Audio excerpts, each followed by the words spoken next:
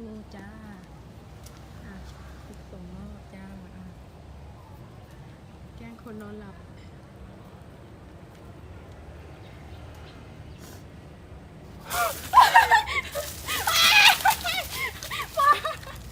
หมาก็ตัวข้ามงูนะเว้ยเราก็สะดุ้งที่มันสะดุ้งเนี่ยแหละไม่รู้ครับงูไม่ใช่งูจริงเนี่ยคาบมัน